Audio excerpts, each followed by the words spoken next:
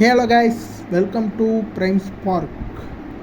இந்த வீடியோவில் நம்ம எதை பற்றி பார்க்க போகிறோம் அப்படின்னு பார்த்தீங்கன்னா, பைத்தான் கற்றுக்கிறதுல பைத்தானுங்கிறது ஒரு அதை நம்ம எப்படின்னா அதை ஒரு கோட் பண்ணுறது அப்படிங்கிறத தாண்டி அது ஒரு கொடுத்துருக்கிற ப்ராப்ளத்தை சால்வ் பண்ணுற ஒரு விஷயம். ப்ராப்ளம் சால்விங் அப்படின்னு கூட நம்ம சொல்லலாம். அதுமாரி பண்ணுறது மூலமாக தான் நம்மளோட க்ரியேட்டிவிட்டியும் இன்க்ரீஸ் ஆகும். அப்போ தான் நம்மளால் கோடே பண்ண முடியும். எந்த விதத்தில் டேட்டா சயின்ஸ் வேலை பார்த்தாலும் நீங்கள் உங்களுக்கு ஏதாவது ஒரு டேட்டா கொடுக்குறாங்க, அதை அனலைஸ் பண்ண சொல்கிறாங்கன்னா, அது ஒரு ப்ராப்ளம். அதை நீங்கள் சால்வ் பண்ணி அதை அனலைஸ் பண்ணி நீங்கள் அவங்களுக்கு கொடுத்தாகணும். அதுக்கு நமக்கு ப்ராப்ளம் சால்விங் நல்லாவே தெரிஞ்சிருக்கும். இப்போ நம்ம பைத்தானை கற்றுக்கிற மெத்தடையே நான் மாற்றுறேன். நான் என்ன அப்படின்னா, நம்ம பைத்தானை கற்றுக்கிறப்ப நம்ம அதை ஒரு ப்ராப்ளமை சால்வ் பண்ணியே நம்ம கற்றுக்க போகிறோம். அதை கற்றுக்கிறதுக்கு அதுமாரி கற்றுக்கிறதுக்கு நிறைய வெப்சைட்ஸ் எல்லாம் இருக்குது. அது பேரெலாம் என்னென்னா ஹேக்கர் ரேங்க், லீட் கோட், அதுமாரி வெப்சைட்லாம் யூஸ் பண்ணி நம்ம கற்றுக்கலாம். இந்த வெப்சைட்டை நீங்கள் லாகின் பண்ணி நீங்கள் நீங்கள் கற்றுக்கிட்டு அதை உள்ள ப்ராப்ளம்ஸ் எல்லாம் சால்வ் பண்ணி நீங்கள் உங்களோட ப்ராக்ரஸையும் ட்ராக் பண்ணிக்க முடியும். இது ஒரு சூப்பரான வெப்சைட். இந்த வெப்சைட்டை வச்சு நம்ம இந்த வெப்சைட்டில் உள்ள ப்ராப்ளம்ஸை தான் நம்ம சால்வ் பண்ண போகிறோம். இதான் ஹேக்கர் ரேங்க் சீரீஸ். இது பார்ட் 1. இதில் நம்ம 2 ப்ராப்ளத்தை சால்வ் பண்ண போகிறோம். ஓகே, வளவலன்னு பேசிகிட்டு இருக்காமல் நம்ம வீடியோக்குள்ளே போயிடலாம்.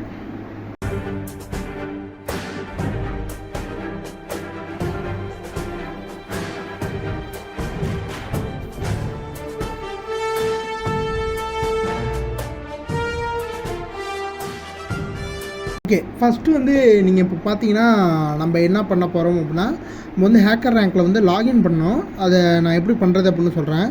ஃபஸ்ட்டு நம்ம கூகுள் க்ரோம் ஓப்பன் பண்ணிங்க, இல்லை ஏதாவது உங்களோட சர்ச் இன்ஜின் ஓப்பன் பண்ணிவிட்டு ஹேக்கர் ரேங்க் அப்படிங்கிறத சர்ச் பண்ணுங்கள். ஹேக்கர் ரேங்க்னு சர்ச் பண்ணிங்கன்னா ஃபஸ்ட்லேயே உங்களுக்கு அந்த லிங்க் வந்துடும். அதை கிளிக் பண்ணிங்க. அதை கிளிக் பண்ணிட்டு சைன்அப் இல்லைனா லாகின் ஆப்ஷன்ஸ் கொடுத்துங்க. சைன்அப் கொடுத்துக்கலாம். சைன்அப் கொடுத்துக்கிட்டு I am here to practise and ப்ரிப்பேருங்கிற ஆப்ஷன் கிளிக் பண்ணிட்டு க்ரியேட் அக்கௌண்ட் கொடுங்க. நீங்கள் ஆல்ரெடி அக்கௌண்ட் வச்சில்ல அப்படின்னா உங்களுக்கு லாகின் பண்ண சொல்லும். மெயில் ஐடி வழியாக போய் நான் ஆல்ரெடி அக்கௌண்ட் வச்சுருக்கிறதுனால எனக்கு லாகின் பண்ண சொல்ல, அதுவே சைனப் ஆகி சைனப் பண்ணதுக்கப்புறம் நீங்கள் கீழே பார்த்தீங்கன்னா நிறையா ப்ரிப்பேர் பை டாபிக்ஸ்ன்னு இருக்கும். நம்ம இதில் பைத்தானை கிளிக் பண்ணிக்கலாம். பைத்தானை கிளிக் பண்ணோம்னா உங்களுக்கு என்னென்ன பைத்தானில் உள்ள கொஸ்டின்ஸ் எல்லாத்தையும் உங்களுக்கு காட்ட ஆரம்பிச்சிடும். இந்த கொஸ்டின்ஸை நம்ம சால்வ் பண்ணி லேர்ன் பண்ணிக்க வேண்டியதான். இப்போ பார்த்தீங்கன்னா நான் ஃபஸ்ட்டில் உள்ள கொஸ்டின்லேருந்து நான் ஸ்டார்ட் பண்ணுறேன். ஓகே, இதில் ஃபஸ்ட்டு கொஸ்டின் இப்போ நம்ம ஸ்டார்ட் பண்ணிடலாம். ஓகே, இதில் பார்த்தீங்கன்னா ஃபஸ்ட்டு கொஸ்டின் என்ன கொடுத்துருக்காங்க அப்படின்னா, here is a sample line of code that can be executed in Python. அதாவது ஒரு சாம்பிள் லைன் ஆஃப் கோடு கொடுத்துருக்காங்க. அது நம்ம பைத்தானில் எக்ஸிக்யூட் பண்ணோம். You can just as easily store a string as variable and then print into stdout அப்படிங்கிற கொடுத்துருக்காங்க. இப்போ நம்ம ஒரு வேரியபிளை என்ன பண்ணுறோம், ஒரு வேல்யூ, ஒரு ஸ்ட்ரிங் வேல்யூ ஒரு வேரியபிளை நம்ம ஸ்டோர் பண்ணுறோம். அந்த ஸ்ட்ரிங் வேல்யூ, அந்த வேரியபிளை நம்ம இப்போ பிரிண்ட் பண்ணணும். ஓகேவா? அதுதான் இப்போ நம்ம கொடுத்துருக்க டாஸ்க்கு. நம்ம என்ன பண்ணோம், நம்ம எப்போவுமே இந்த ப்ராப்ளம் சால்வ் பண்ணுறதுக்கு முன்னாடி இந்த கொஸ்டினை நல்லா படித்து அண்டர்ஸ்டாண்ட் பண்ணிக்கணும். ஓகேங்களா? இது அப்போ தான் நம்மளால் அந்த ப்ராப்ளம் பர்ஃபெக்டாக சால்வ் பண்ண முடியும். ஃபஸ்ட்டு இப்போ ஹலோ வேர்ல்டுங்கிறத நம்ம இப்போ பிரிண்ட் பண்ணணும் அப்படின்னு சொல்லியிருக்காங்க. இதோட இன்புட் ஃபார்மேட் கொடுத்துருக்காங்க பாருங்கள். You don't need to read any input in this challenge. இந்த சேலஞ்சில் நம்ம எந்த வித இன்புட்டும் ரீட் பண்ண வேணாம். அதாவது நம்ம யூசர்ட்டேருந்து இன்புட் வாங்க வேணாம், நம்மளே டேரெக்டாக நம்ம ஸ்கிரிப்டில் டைப் பண்ணிக்கலாம் அப்படிங்கிறதையும் சொல்லியிருக்காங்க. அவுட்புட் ஃபார்மேட் கொடுத்துருக்காங்க. Output format print hello world அப்படிங்கிறது நமக்கு அவுட்புட்டில் பிரிண்ட் ஆகணும் அப்படிங்கிற கொடுத்துருக்காங்க. ஓகே, இங்கே வந்து நான் ஆல்ரெடி கோடு எழுதியிருக்கேன். ஆனால் வந்து இது வந்து நான் டேரெக்டாக வந்து இதை பிரிண்ட் ஹலோ வேர்ல்டுங்கிறத வந்து கொடுத்துருக்கேன். இப்போ வந்து நம்ம என்ன பண்ண போகிறோம் அப்படின்னா, நம்ம வந்து இதை ஒரு வேரியபிளில் ஸ்டோர் பண்ணுவோம். அவங்க கொடுத்துருக்க மாதிரியே மை ஸ்ட்ரிங் அப்படிங்கிற வேரியபிளில் வந்து நம்ம வந்து இதை ஸ்டோர் பண்ணுவோம். இந்த வேரியபிளை ஸ்டோர் பண்ணுறதுக்கு நம்ம ஒரு ஸ்ட்ரிங் வேல்யூ ஸ்டோர் பண்ணுறதுக்கு டபுள் கோட்ஸை யூஸ் பண்ணுவோம். அதில் கொடுத்துருக்க மாதிரியே தான் நம்ம வந்து இதில் டைப் பண்ணி ஸ்டோர் பண்ண முடியும். அப்போ தான் நம்மளோட ரிசல்ட்ஸ் எல்லாம் வந்து டெஸ்ட் கேஸ் எல்லாம் பாஸ் ஆக முடியும்.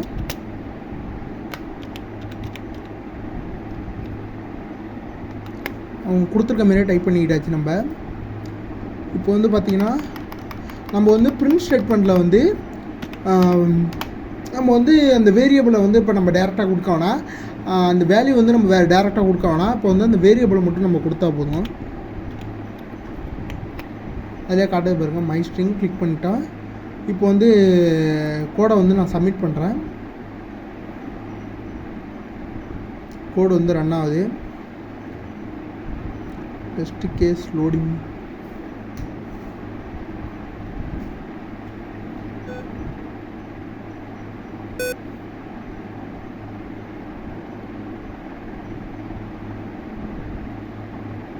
ஓகே, டெஸ்ட் கேஸ் வந்து லோட் ஆகி நம்ம வந்து கரெக்டாக வந்து ஹலோ வேர்ல்டுங்கிறது வந்து பிரிண்ட் ஆகிட்டு, இதான் வந்து ஃபஸ்ட்டு சேலஞ்ச் வந்து கம்ப்ளீட் ஆகிட்டு, அடுத்து நம்ம 2வது சேலஞ்சுக்கு வந்து போனோம். இதான் வந்து சேலஞ்ச் 2. டாஸ்க் என்ன கொடுத்துருக்காங்க அப்படிங்கிறத நம்ம பார்த்துருவோம். நம்ம என்னென்ன அந்த கொஸ்டினில் கொடுத்துருக்கு நம்ம கரெக்டாக ரீட் பண்ணி அண்டர்ஸ்டாண்ட் பண்ணால் தான் நம்மளால் இதை வந்து சால்வ் பண்ண முடியும். ஓகேவா? ஃபஸ்ட்டு வந்து என்ன கொடுத்துருக்காங்க அப்படின்னா, ஒரு இன்டீஜர் வந்து கொடுத்துருவாங்க. கிவன் ஆன integer N perform the following conditionals.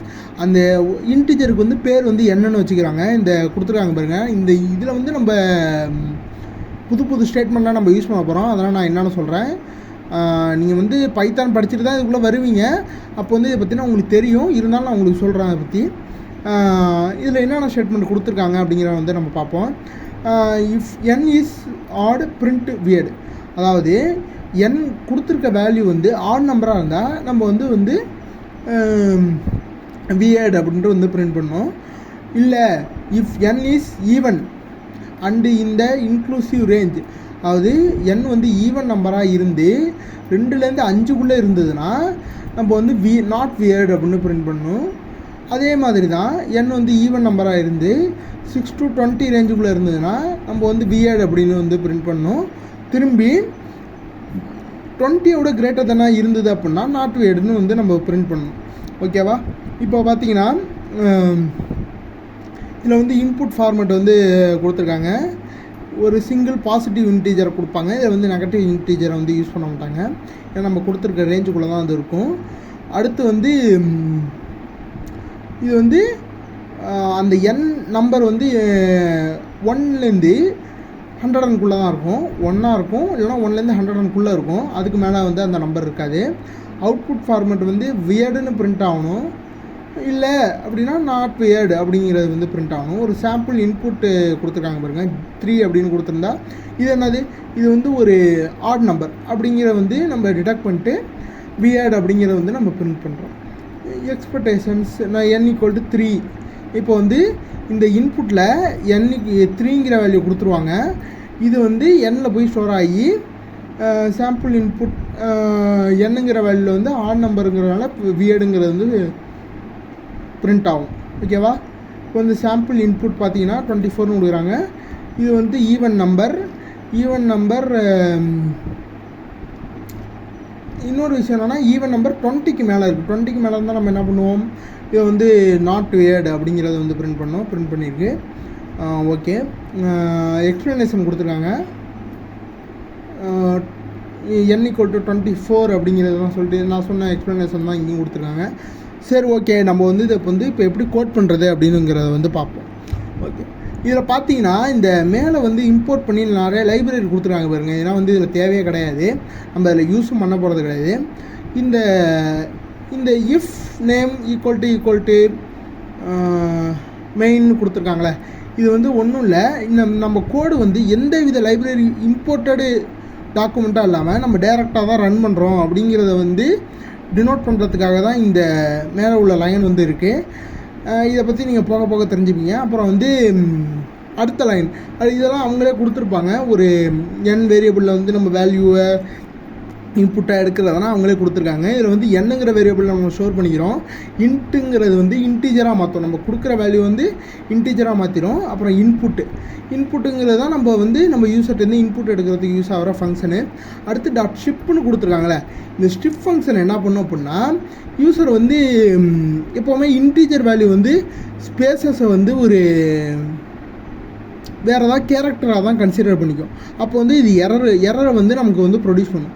அதுமாரி எரரை ப்ரொடியூஸ் பண்ணாமல் இருக்கிறதுக்கு வந்து ஸ்ட்ரிப் ஃபங்க்ஷனை வந்து நம்ம யூஸ் பண்ணுவோம். ஸ்ட்ரிப் ஃபங்க்ஷனில் பார்த்தீங்கன்னா அன்வான்டாக இருக்கிற ஸ்பேசஸ் எல்லாத்தையும் ரிமூவ் பண்ணிடும். இதுதான் ஸ்ட்ரிப் ஃபங்க்ஷனோட ஒர்க்கு. ஸ்ட்ரிப் ஃபங்க்ஷன் மூலமாக இன்புட்டை வந்து ஸ்பேஸை ரிமூவ் பண்ணி எடுத்து அதை இன்டீஜராக மாற்றிடுவோம். இப்போ இதனால் வந்து எரர் வந்து ப்ரொடியூஸ் பண்ணாமல், அதாவது அன்வான்ட் ஸ்பேஸெல்லாம் ரிமூவ் பண்ணிட்டா எரர் இல்லாமல் வந்து நம்மளால் அவுட்புட்டை வந்து எடுக்க முடியும். இப்போ வந்து நம்ம வந்து இப்போ கோட் பண்ண ஆரம்பிக்கலாம். இப்போ வந்து பார்த்திங்கன்னா n is odd print weird அப்படின்னு கொடுத்துருக்காங்க. if n is odd. இப்போ வந்து நம்ம இஃப் கண்டிஷனை வந்து நம்ம யூஸ் பண்ண போகிறோம். அதில் இது இஃப் கண்டிஷன் எதுக்கு யூஸ் ஆகுது அப்படிங்கிறது நான் சொல்லிடுறேன். இப்போ வந்து நமக்கு ஒரு கண்டிஷன் கொடுக்குறாங்க.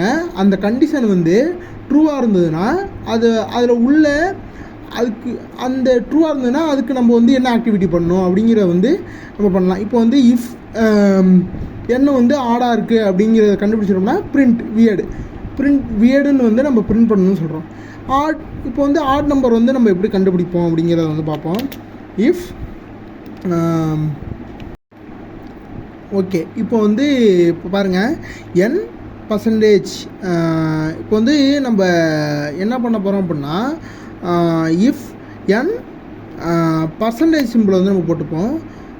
அதாவது பாருங்கள், பர்சன்டேஜ் சிம்பிள் வந்து நம்ம இதில் எதுக்காக போடுறோம் அப்படின்னா, இதை டிவைடு பண்ணி இதில் வர பேலன்ஸ் நம்பரை தான் வந்து நம்ம செக் பண்ணணும். அது வந்து 1 இருந்தது அப்படின்னா வந்து இது ஆட் நம்பர், இல்லை 0 இருந்தது அப்படின்னா வந்து இது ஈவன் நம்பர். இப்போ வந்து டிவைட் பண்ணி வர வேல்யூவில் 2 = 1 இருந்தது அப்படின்னா நம்ம வந்து டபுள் ஈக்குவல் டு வந்து நம்ம இதில் யூஸ் பண்ணோம்.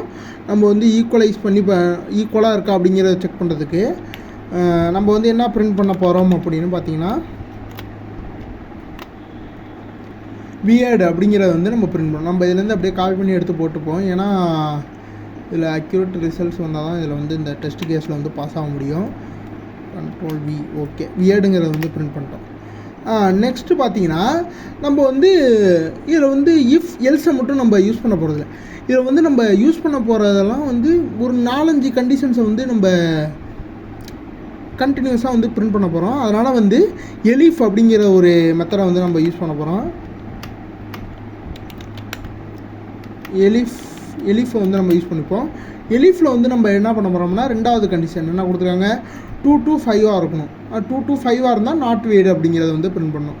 இப்போ வந்து என்ன பண்ணுவோம், 2 to 5 2 விட கிரேட்டர் தென் ஈக்குவல்ட்டாக இருக்கணும். அதாவது கிரேட்டராக இருக்கணும், கிரேட்டர் தென் ஈக்குவல்ட்டாக, அதாவது 2ஆகவும் இருக்கலாம், 2 விட பெருசாகவும் இருக்கலாம் அப்படிங்கிறது. n வந்து 2 இல்லை 2 விட பெருசாக இல்லை அப்படின்னா 5 விட சின்னதாக 5 விட சின்னதாக இருந்தது அப்படின்னா நம்ம என்ன பிரிண்ட் பண்ணோம், பிரிண்ட் நாட் வியர்டு அப்படிங்கிறது வந்து நம்ம பிரிண்ட் பண்ணணும். ஓகேங்களா? இப்போ வந்து அடுத்த ஸ்டெப்பு, அடுத்த எலிஃப் போடுறோம். அடுத்த எலிஃபில் என்ன பண்ண போகிறோம் அப்படின்னா 6லேருந்து 20 வரைக்கும் இருக்கும். 6லேருந்து 20 வரைக்கும் இருந்தால் வியர்டு அப்படிங்கிற நம்ம வந்து கொடுக்கணும். இப்போ வந்து எப்படி கொடுப்போம், 6 கொடுத்துக்கிறோம். 6 equal to greater than or equal to less than or equal to நான் கொடுக்கணும் 20 கொடுத்துக்கிட்டாச்சு.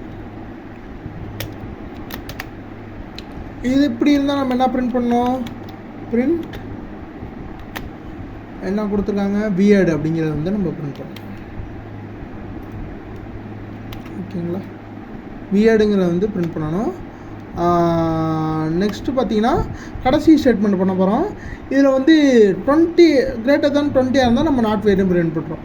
இப்போ வந்து இதில் எல்லாம் ஒரு கண்டிஷனாக கொடுத்துருக்காங்க. ஸோ வந்து நம்ம இதில் வந்து ஒரு கண்டிஷனாக இல்லை, அது greater than 20, அது greater than 20 எந்த நம்பர் வேணால் இருக்கலாம். அப்படிங்கிறப்போ வந்து நம்ம எல்ஸ் ஸ்டேட்மெண்ட்டை வந்து யூஸ் பண்ணிப்போம்.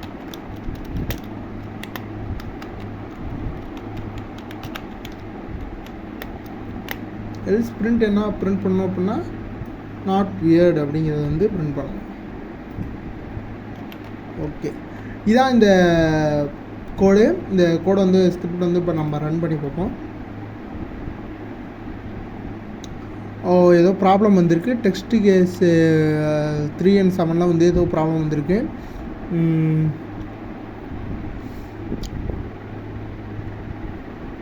என்ன கொடுத்துருக்காங்க அப்படின்னா டெஸ்ட் கேஸ் 3ல் வந்து ராங் ஆன்சர் 18 கொடுக்குறப்ப நமக்கு வந்து வியர்டுன்னு பிரிண்ட் ஆகிருக்கு. 18 வந்து 6 to 20 உள்ளது. நமக்கு வந்து வியர்டு ஒருவேளை இந்த ஸ்பேஸ் தான் ப்ராப்ளமாக இருக்குன்னு நினைக்கிறேன். I think this is a problem. Okay. இப்போ பார்த்தீங்கன்னா இதில் வந்து இன்னும் கேஸ் சென்சிட்டிவாக இருக்குது. நம்ம இந்த ஸ்பேஸ் கொடுத்தாலும் அதையும் சேர்த்து வச்சு பிரிண்ட் பண்ணுறதுனால இது வந்து டெஸ்ட் கேஸில் எரர் கொடுத்துருக்கு. நம்ம வந்து இந்த சேலஞ்சில் நம்ம கம்ப்ளீட் பண்ணியாச்சு. ஓகே, நெக்ஸ்ட் சேனல் வந்து நம்ம அடுத்த வீடியோவில் பார்க்கலாம். தேங்க்ஸ் ஃபார் வாட்சிங். பாய்.